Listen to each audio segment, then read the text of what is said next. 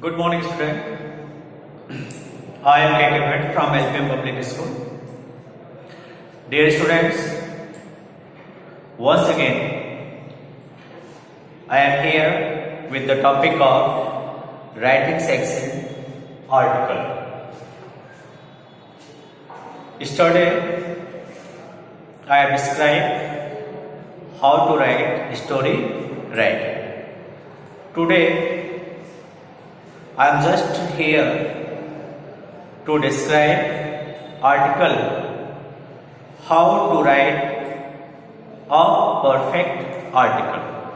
How to write a perfect article.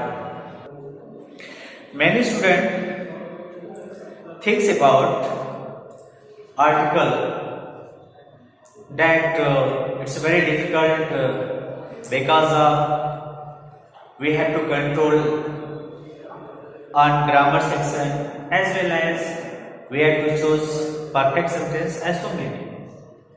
Dear student, it is fact that we have to keep a command on our writing section. To describe it, first I want to tell you marking scheme of writing section. तो सबसे पहले आप देखिए writing section की marking scheme क्या होती है. Dear students, अगर if article given for 10 marks और आर्टिकल गिवन 10 मार्क्स, तो see here what is marking scheme. इसकी मार्किंग स्कीम क्या होती है? इस 10 मार्क्स को हम 4 पार्ट में डिवाइड करते हैं. We divide this 4 number in 4 part. 1, say 1 plus 4 plus 2 and half plus 2 and half. It means examiner जब आपकी कॉपी को चेक करता है तो वो मार्किंग स्कीम के अकॉर्डिंग ही आपकी कॉपी का मूल्यांकन करता है. तो मार्किंग स्कीम बहुत ही इंपॉर्टेंट होती है. मान लीजिए अगर ये 10 मार्क्स न देकर के अगर इसका 8 मार्क्स का दिया जाता है आर्टिकल, तो आपकी मार्किंग स्कीम होती है 1 प्लस 3 प्लस 2 प्लस 2. जो सबसे महत्वपूर्ण चीज है जानने के लिए वो ये है कि थ्रू मार्किंग स्कीम आप आर्टिकल को कैसे तैयार करें और इसको कैसे आप डिस्क्राइब करें. तो just see here in detail how to describe this marking scheme. इस मार्किंग स्कीम को आप कैसे डिस्क्राइब करेंगे? देखिए, 1 marks is given for heading और टाइटल. हेडिंग और title. Just if any question given in writing section, आप उसको अच्छी तरह से पढ़ते हो. पढ़ने के बाद before going to write an article, article लिखने से पहले आप क्या करते हो? एक हेडिंग या टाइटल आप लिखते हो. प्राय क्वेश्चन के लास्ट में दिया रहता है you are Anuja Anuja, you are Anuja Anuja. इस कंडीशन में व्हाट यू डू, आप क्या करते हो? You write here an heading और title and then after write by Anuja Anuja. तो for that you are given 1 marks. उसके लिए आपको 1 नंबर दे दिए सकते हैं. It's clear everyone. And there is no need to worry to take heading. Heading को लेकर बहुत ज्यादा चिंतित होने की आवश्यकता नहीं है. Just read the question properly, understand the question properly and take 2 or 3 words as heading. For example, मान लो अगर कोई क्वेश्चन दिया गया है ग्लोबल वार्मिंग पे, तो आप क्या लिखोगे? Bad effect of global warming, curse of global warming, also and many. तो what you understand, 1 marks is given only to write heading or title. Now see here second, 4 marks. 4 marks is given for contents. Content, it means you know well that you describe your article in paragraph just describe in paragraph and उसको paragraph में आप लिखते हो, 3 से 4 paragraph आप describe करते हो उसको, फिर आपका आर्टिकल तैयार हो जाता है। उस 3 से 4 पैराग्राफ के लिए आपको मिलते हैं 4 मार्क्स। जो कंटेंट्स होता है, जो आपका कंटेंट्स होता है। इसके बाद आपका डिस्क्रिप्शन में आता है, ये होता है 2.5 marks. 2.5 marks is given for grammar और स्पेलिंग। ग्रामर और स्पेलिंग, तो there is no need to take about grammar, there is no need to worry about grammar. देखो ग्रामर के लिए जैसे आप ग्रामेटिकल मिस्टेक आप करते हो सेंटेंसेस में, या कुछ स्पेलिंग मिस्टेक करते हो, उसके लिए बहुत थोड़े से नंबर करते हैं। 2.5 marks is given for spelling mistake और grammatical mistake. 2.5 marks given for grammatical mistake और स्पेलिंग मिस्टेक। इसके लिए भी प्राय जब कॉपी चेक करते हैं एग्जामिनर, तो 1 और 2 मिस्टेक अगर पाए जाते हैं तो उसको ओवरलुक किया जाता है, उसको अवॉइड किया जाता है कि that is the general mistake which has been done by the students. तो 2.5 marks is given for grammar और spelling. So I think there is no need to worry to take the grammar. Just to describe your view and thoughts in a simple sentences. And I think you understand. Just to describe without fearing of grammar or spelling. Because mostly, if you do a lot of mistake, only 2.5 marks only reduce. But careful to get these marks too. Next is what? Next is 2.5 marks is given for way of writing. Way of writing. It means our writing style. Writing style. What is writing style? For that you are given 2.5 marks. For that you are given 2.5. Way of writing. Just you see here, when you give your thoughts in paragraph, you write it in simple language. But अब क्या होता है way of writing क्या होता है, बहुत सारे बच्चे कोटेशन देते हैं, कोटेशन दे करके चीजों को डिस्क्राइब करते हैं, उसका एक बड़ा पॉजिटिव इफेक्ट पड़ता है एग्जाम में। उसके अलावा और भी आप क्या कर सकते हैं, जैसे मान लीजिए यूजिंग फिगर ऑफ स्पीच, आप फिगर ऑफ स्पीच का यूज करते हैं, नहीं भी फिगरेट करते हो उसको, सेंटेंसेस को अच्छे तरह से फिगरेट करते हो, उसको डेकोरेट करते हैं। डायरेक्ट स्पीच का यूज करते हैं। डायरेक्ट स्पीच का मतलब किसी कोटेशन के सिद्धांत को आप इन्वर्टेड कॉमास के अंतर्गत लिख करके उसको इंडिकेट करते हैं। सिंपल सेंटेंसेस का अगर आप इस्तेमाल करते हैं, कॉम्प्लेक्स सेंटेंसेस का इस्तेमाल करते हैं, कंपाउंड सेंटेंसेस का इस्तेमाल करते हैं, फ्रेजेस का इस्तेमाल करते हैं, इस तरह से एक वैरायटी क्रिएट करते हैं राइटिंग सेक्शन में। वो जो वैरायटी आप वैरायटी विकसित करते हैं सेंटेंसेस में, वो बड़ा ही पॉजिटिव इफेक्ट डालता है एग्जामिनर के ऊपर। और इन माई लैंग्वेज इंथ्राल द एग्जामिनर, इसलिए तो एग्जाम मतलब बिल्कुल प्रभावित करता है और एग्जामिनर खुश हो जाता है आपके वे ऑफ राइटिंग से, और without any hesitation he has given you full marks. वो आपको बिल्कुल पूरा मार्क दे देता है। इफ द एग्जामिनर इम्प्रेस होगा, he will give you full mark, वो आपको पूरा नंबर देगा। तो what you understand, there is no need to worry about to take writing section, especially about article writing. Be careful about the word limits. Here the marks are divided into 2, 4, 2 and 1, 2 and 1. It is 8 marks, 1, 3, 2 and 2. First, 1 mark is given for your title or heading. Just you find, इसको आप प्राप्त करते हो from the question, आप question से प्राप्त करते हो। 4 marks given for contents, 2.5 marks given for grammatical uses of grammar and spelling, and 2.5 marks, that is most important part, because through this you can able to impress the examiner. इसके माध्यम से आप examiner को impress करते हो और अच्छा number gain करते हो।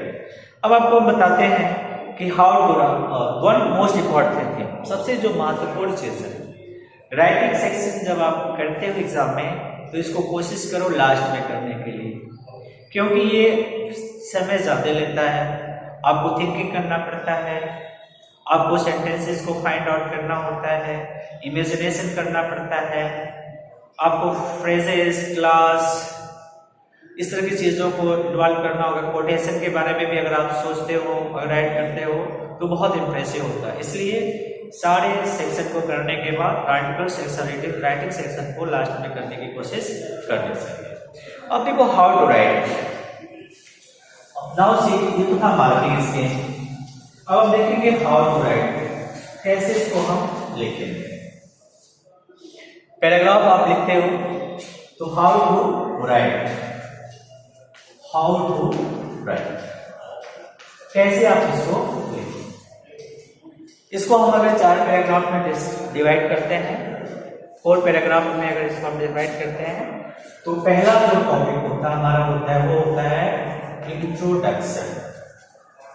इंट्रोडक्शन आप देते हो, इंट्रोडक्शन में क्या देते हो, जैसे कहा जाए इंट्रोड्यूस योरसेल्फ, स्वयं के बारे में आप बताओ, तो क्या करते हो, आप अपना नाम बताते हो, फादर्स नेम बताते हो, आप कौन हो इसको डिस्क्राइब करते हो, ठीक है, आपके स्टूडेंट हो स्टूडेंट बताते हो, इस तरह से आप अपने आप को डिस्क्राइब करते हो। उसी तरह से इंट्रोडक्शन में हम यूज करते हो व्हाट मींस क्या है।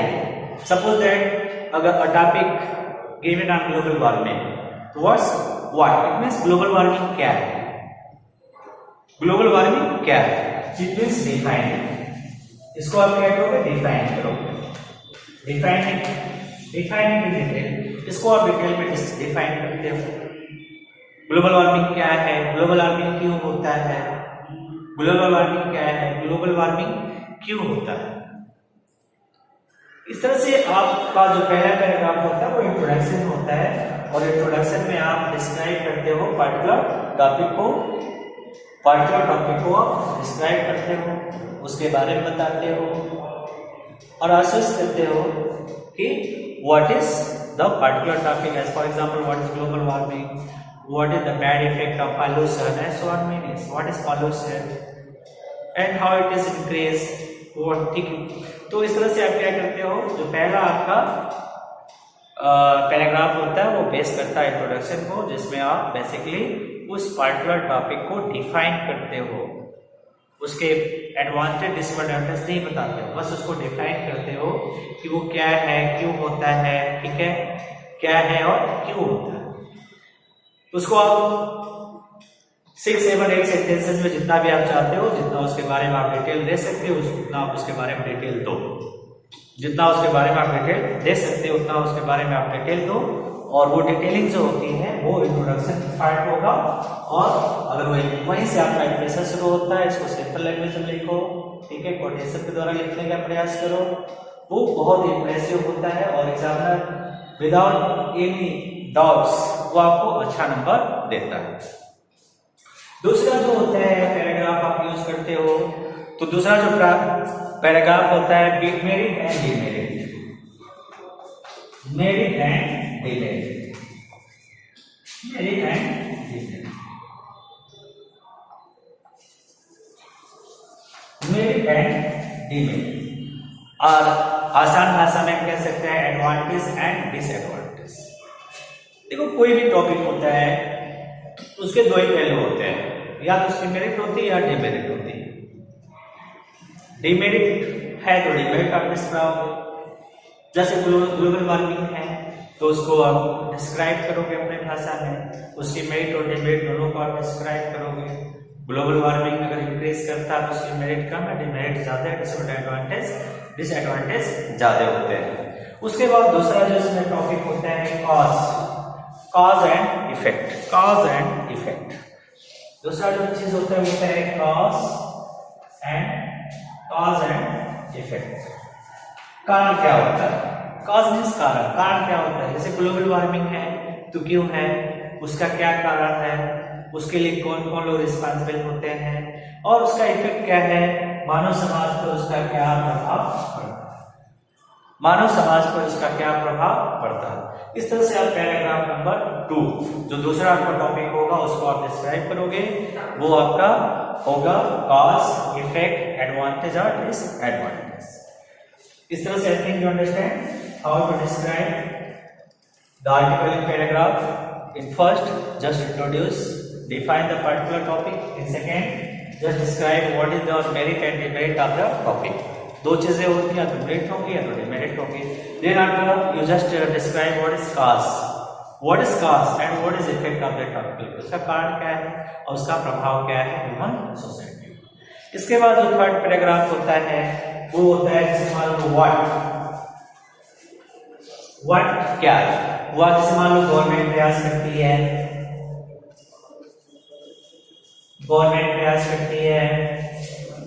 मीडिया है, गवर्नमेंट है, मीडिया है, ठीक है, पीपल है, लोग हैं, गवर्नमेंट, मीडिया, पीपल, ये लोग should do to improve the issue, should do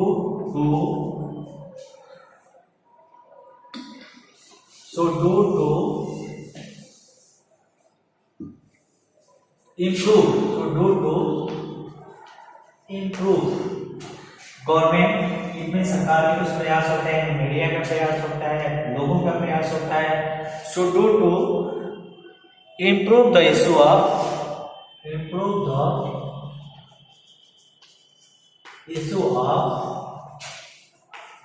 given topic। It means जो टॉपिक दिया गया है, जैसे मान लो ग्लोबल वार्मिंग है तो what is work of government, ठीक है, गवर्नमेंट ने क्या प्रयास किया इस ग्लोबल वार्मिंग को दूर करने के लिए। एज फॉर एग्जाम्पल, तो government, media, people, these are responsible person, ये लोग रिस्पॉन्सिबल पर्सन लोग हैं जो अपने तरफ से प्रयास करते हैं समस्याओं को दूर करने के लिए, ठीक है। तो मान लो स्वच्छ भारत अभियान है तो स्वच्छ भारत अभियान में गवर्नमेंट ने क्या प्रयास किया, गवर्नमेंट का प्रयास क्या था, गवर्नमेंट जैसे मान लो गाँव में उन्होंने शौचालय की व्यवस्था की, मीडिया ने उस टॉपिक को हाईलाइट किया, उसके मेरिट को लोगों को समझाने का प्रयास किया, पीपल का काम होता है उस पर योगदान देना।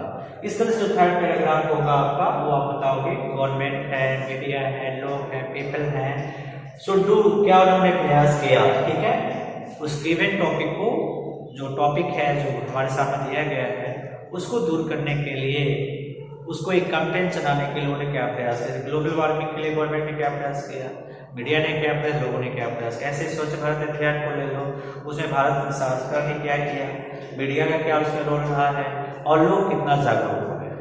I think it is clear in third paragraph. The fourth paragraph that is conclusion. The fourth paragraph जो सबसे इंपॉर्टेंट पैराग्राफ होता है आपका वो होता है कंक्लूजन। कंक्लूजन जो होता है आपका that is the main theme of whole article. कोई आर्टिकल आप लिखते हो तो सारे आर्टिकल का मेन पॉइंट होता है वो होता है कंक्लूजन। इसको आप रिमेडियल स्टेज भी बोल सकते हो, रिमेडियल स्टेज भी बोल सकते हो। रिमेडियल स्टेज क्या होता है, मतलब उपाय जिसको आप बोलते हो, किस तरह के उपाय किए गए हैं, यानी किसी समस्या को दूर करने के लिए जो उपाय किए जाते हैं वो आप कंक्लूजन में लिख सकते हो। उपाय जिसको आप सजेशन भी करते हैं, इसको आप सजेशन भी कहते हो, यानी क्या क्या सजेशन आप दे सकते हो उसको दूर करने के लिए, या क्या क्या रिमेडियल स्टेप अपनाए जा सकते हैं ताकि वो समस्या दूर हो सके। ये सारी चीजें आप paragraph number 4 it means conclusion में आप उसको डिस्क्राइब करो। My dear students, if you follow this all step, I challenge you, you get good marks. बहुत ही अच्छा नंबर आप, मैं चुनौती देता हूँ आपको, अगर सारे स्टेप को आप फॉलो करोगे तो आप बहुत ही अच्छा नंबर गेन करोगे एग्जाम में। कोई नहीं रोक पाएगा आपको फुल मार्क्स प्राप्त करने से। Be careful about writing style. Writing style बहुत इंपॉर्टेंट होती है, जिसमें आप कोटेशन यूज करते हो, इन्वर्टेड कॉमास यूज करते हो, डायरेक्ट स्पीच यूज करते हो, क्लॉजेज यूज करते हो, फ्रेजेज यूज करते हो।